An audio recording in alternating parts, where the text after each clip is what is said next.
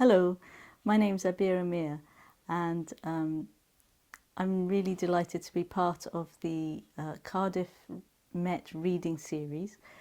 Thank you so much for the invitation. I'm going to be sharing poems from my debut poetry collection, Inhale Exile, which was published by Seren in February this year being 2021.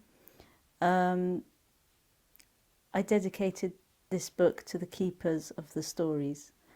So I'll read the first poem, which is The Reed Flute and I.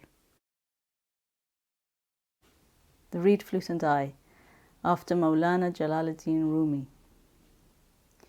As the reed flute sings, you weep your sorrow. Your heart still beats in the place you left. The weight of your yesterdays that were once tomorrows halves you, just like the day the reed was cut, pulled from its bed, carved to carry the breath of the carver, to ears held far. Its inhale is your exhale, as if straight from your own chest. Its wails redden your eyes, its larynx speaks your exile. The same parting that split the reed from its bed brings you together, and you can't know until you've always known. When they said farewell, you bled so long, knowing you would not farewell, and still only long for the place your heart comes from. Reading in tongues, all music yearns for home.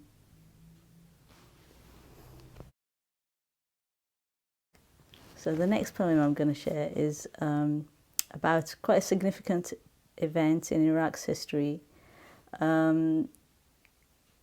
It's about the sacking of Baghdad in 1258 CE, which is quite a long time ago. So this is called Baghdad 1258 CE.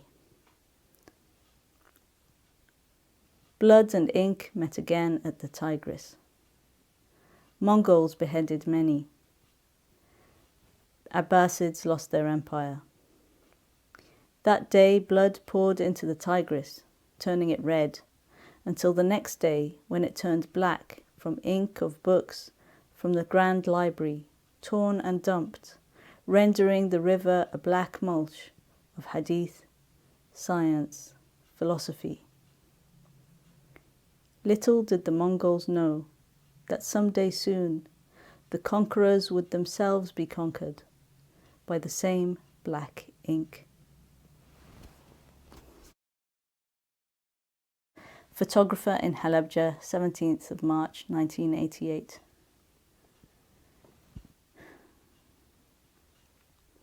He shoots everything he sees before him. Families gathered in alleyways, birds fallen from their nests, that day in spring. In front of steps, the figure of a man rests, wearing Kurdish turban and baggy pants, a large sash wrapped around his waist, face down in the dirt, holding a baby in his arms. Muted, earthy tones around a pink blanket, a white, glowing face, chin up to the sky. The photographer holds the camera tight to capture this perfect still life of the just dead. Hands shake as he takes the parting shot, newborn face towards the camera. This exposure burns his right index finger, his retina. He'll share what the world needs to see, though no image can show the pungent air, thick with sweet apple and bile. No shadow dark enough.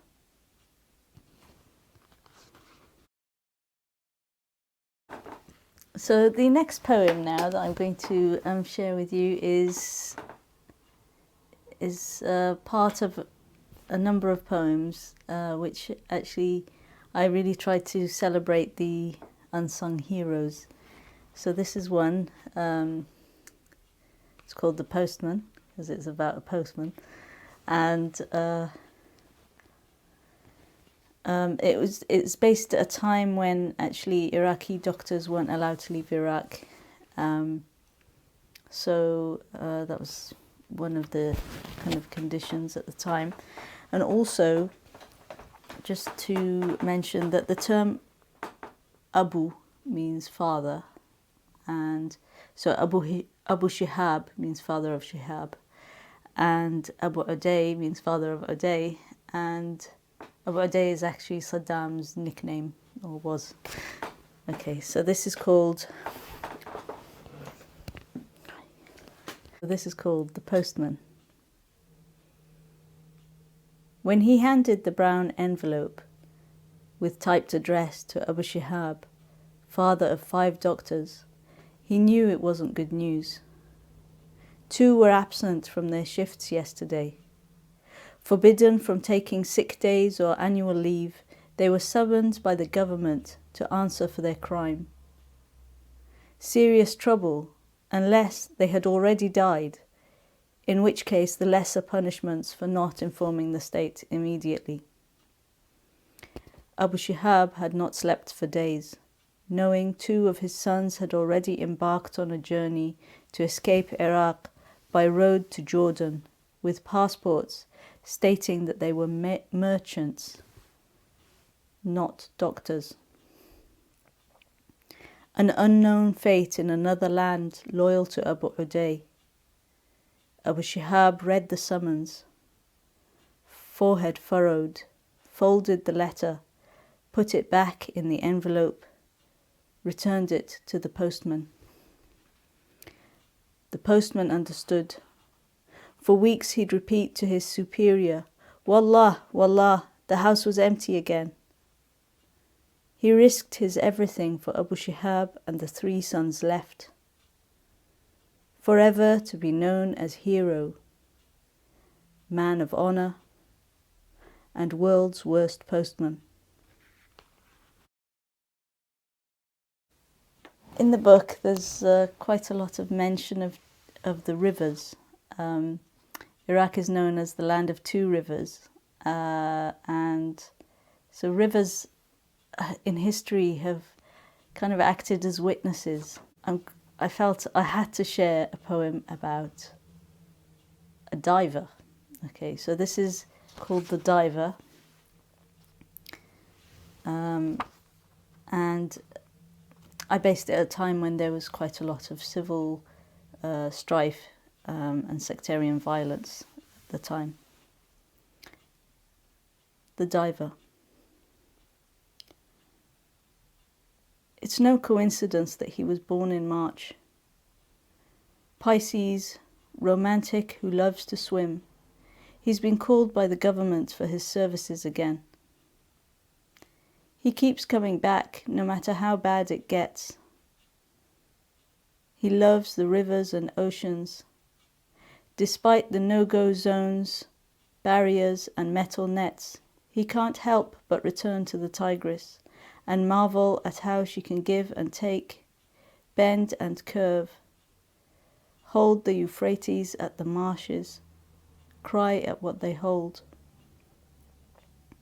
Today he holds his breath in his hands, feels the skin-to-skin connection as he finds another body, this time with no head. He loosens it from the Tigris tangles. Baghdad 2007 has been difficult. The man with no head will be buried tomorrow in an unmarked grave if no family comes for him. Another lonely janazah prayer. Dragged up, it shows hands tied behind the bullet-ridden back. The diver will probably find the family or head downstream somewhere. The diver's own family wants to leave Iraq. They say he's a dreamer, tell him there's no hope left, no point in holding his breath, hoping for peace. But he knows the Tigris has been black and red, seen much worse than this, yet forgives. Besides, he says, I can hold my breath for a very long time.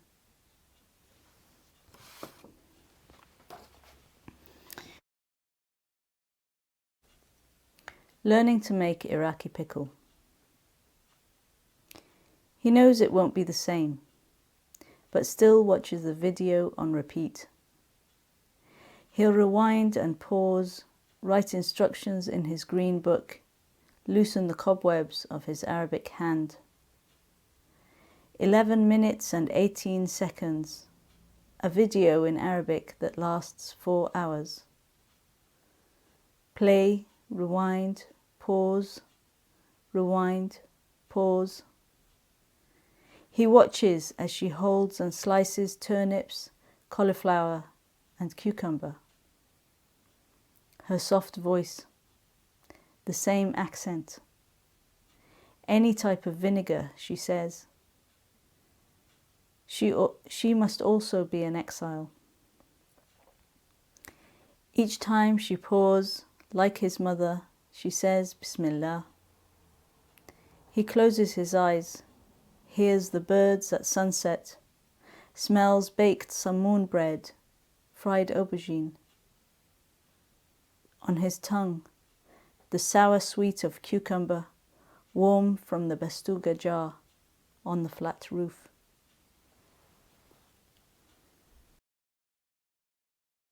The next poem I'm going to share, I was actually originally going to call it eigth, which is, it sounds like an Arabic word, but it's a Welsh word which I'm told means the heart's yearning for home.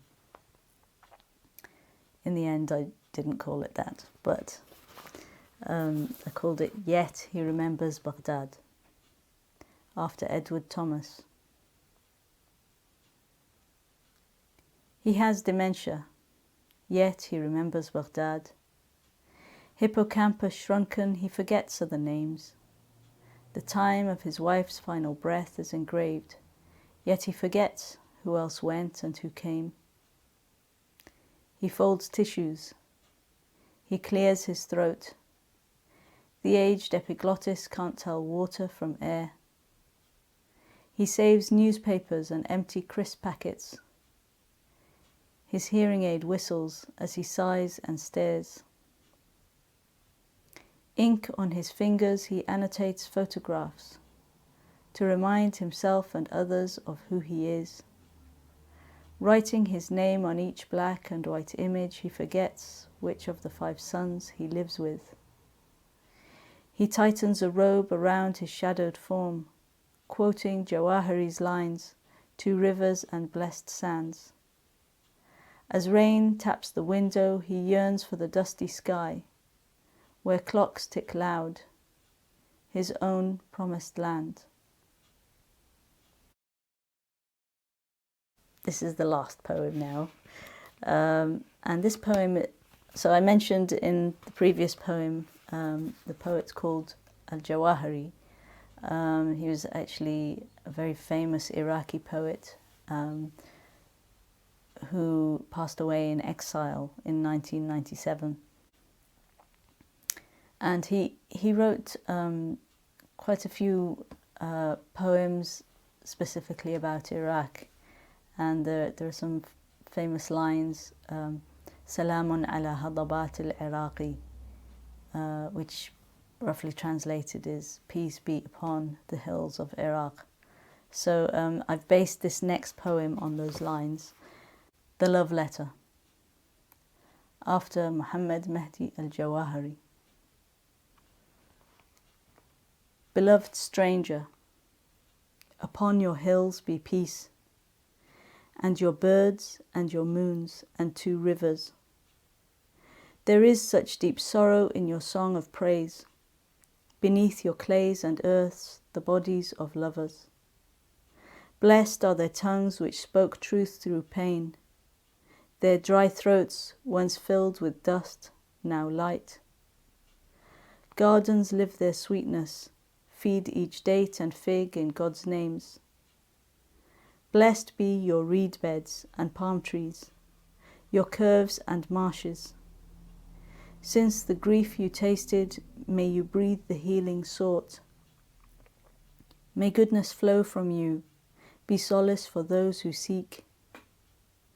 Blessed be your skins and inks, The wisdom prophets taught, imbibe light through each leaf, each track, each breeze. Homeland, cradle, peace be upon you, be whole, be honoured, be open, be still, peace for all. Thank you. So, now we'll move on to the questions. Ta-ta-da. It's question time. So I put on my thinking hijab, and I should have read these with my glasses on. I'm at that age.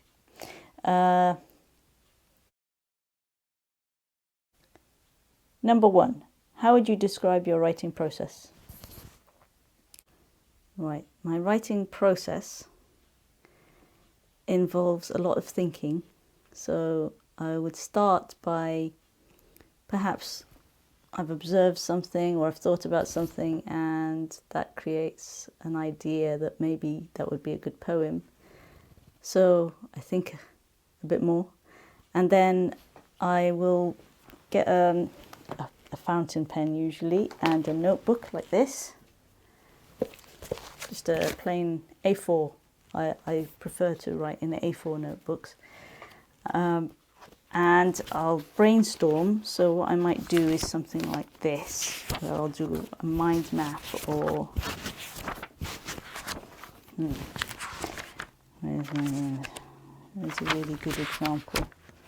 Okay, so I'm writing a long poem at the moment, and it's got lots of different avenues and different journeys and all that kind of thing. So, and there are going to be many different parts of it. So I did a mind map, something like a mind map, where I put everything I remember or think about the particular topic, everything I want to include. So if there are phrases that I'd like to include, or lines, or particular words, then I'll put them in there, and gradually I'll do something like this, where I take the page and fold it in half like this, and then I write as much as I can, splitting it into different parts, so that at the end, before I actually write the poem, I've got all the research or all the stuff I want in front of me. And then I will write a draft, probably on a separate piece of paper, like this, with the general format of the poem. Then I'll type that, and often I'll read it out loud so I can hear the rhythms. I can spot if there are going to be possible refrains, or if it would be good in a form. I might try different forms to see if it works any better. And this, I think, brings me on to the next question, which is, I'm squinting. It's really bad. It's just so sad. How do you edit your work? So it does bring me on nicely to that. So once I've done I've done the draft, I've typed it, then I'll keep reading over it, playing with the lines, changing lines around, and then when I'm fairly happy with it, I might be happy and that's it. Or I might take it to like a poetry workshop and get other people to read it. That's very helpful. Just because sometimes I don't know how people are going to read my poem, like what they'll understand from it. And it's always going to be different, but if the general message doesn't get across, then I have to think about why it hasn't worked. In terms of a book, a particular book, there were actually two that really helped me have a picture in my mind of what my book would be like.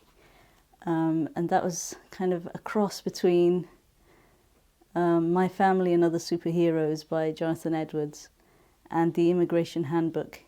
I thought those two together would be quite similar to what I wanted to achieve. And I think to a certain extent I've achieved that. So I'm really happy, yeah. So Arabic poetry, even though I'm not great at it, I'm actually quite poor at Arabic in terms of what's needed for poetry. But I really liked hearing it. Even if I don't understand it, I sometimes just listen to it on YouTube. There are certain poets that have particular lines that are really kind of nice to listen to. Also, I mean, I came to poetry quite late, so the first real influences on me for poetry were people like Roald Dahl and Dirty Beasts. I think that was my very favourite. I quite like Michael Rosen as well. Later on, I came across, much later on, after I studied dentistry and, mindfulness and all the rest of it, then I was introduced to translations of poems by Rumi, and I really like those as well. And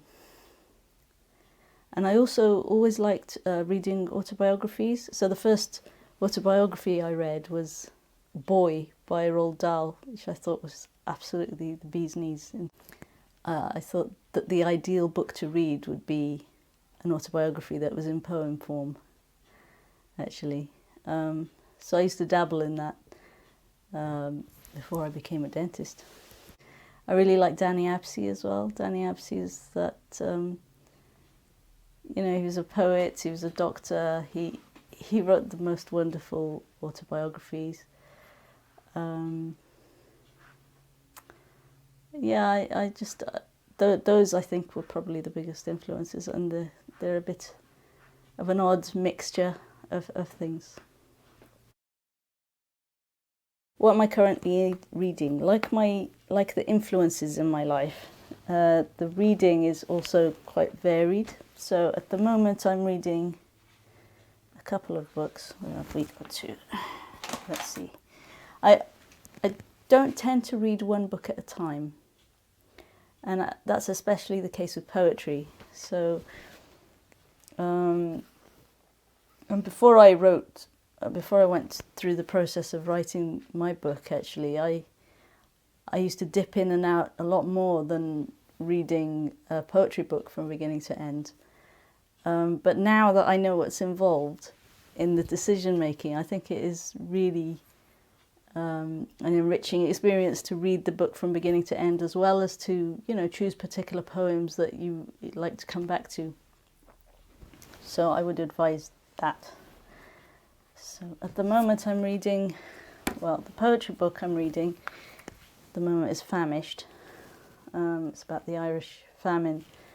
This is by Sherry Smith, a really stunning book actually so far. I haven't finished it yet, but gosh, sometimes you need to take a breather between pages. This is the other book I'm reading, The Bookseller of Kabul.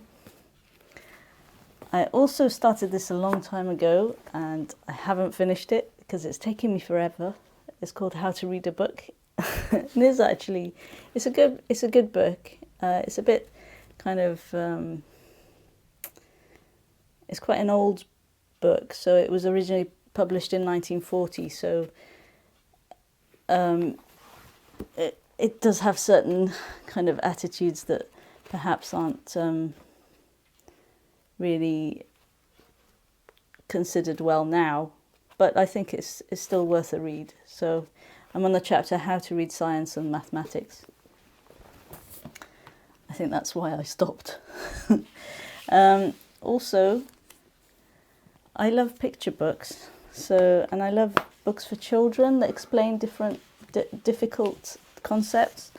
So these are a couple of books that are really nice that I'm not reading because I've already read them, but I do come back to them a lot. There's this one, The Heart and the Bottle. And there's another one, Cry, Heart But Never Break. I like coming back to books like this.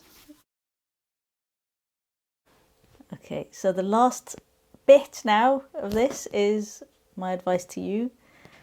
My advice to you is enjoy this process, enjoy this time. Really pay attention to learning as much as you can, reading as widely as you can, with an open mind. Try outside your comfort zone, so don't stay in your comfort zone the whole time. I would say share your work as well. I've had to write these down because I digress so much, as you probably realised. So share your work. When I say share your work with your peers. Share your work with journals. Do share your work at open mics or Zoom mics or whatever they are. And one other thing I'd say is, if you're recording any videos, make sure you switch on your mic, because I didn't do that for the last half hour. What else would I say? When you share your work with journals, try your very best not to take any subsequent rejections personally. That makes a big difference to the process then. When you see it as a process and that there's a person on the other side that just didn't choose your piece of work for that time, it's fine, just move on, send it somewhere else. And the final bit of advice I'd give, actually, which was quite important for me, is to really look after yourself. Sometimes you know, all through life you're going to experience some difficulties sometimes, and just be aware of how you are. So I would say, if you practice mindfulness or meditation or anything like that, do kind of be aware of yourself and how you are doing. It's sometimes the best work is actually wallowing in those tribulations and, you know, really getting to the root of how you're feeling about things. But remember as well that you need to take a break, I needed to take a break quite frequently, and sometimes it's you know, quite a while. So as part of my writing process, I didn't say how often I write, because I don't write every day. I write when I am able to write and when it's a good idea for me to write. So sometimes it just takes its toll, depending on the subject that you're writing about. So if you feel that, then I suggest you look after yourself and do take a break. Do something completely different. I sometimes paint or go out for a walk, and look after each other as well. So with that, I'd like to wish you the very best of luck with your careers, and I hope you've enjoyed this. Thank you so much for listening, if you're still there. And who knows, hopefully we'll meet person to person soon. Anyway, take care. Bye-bye.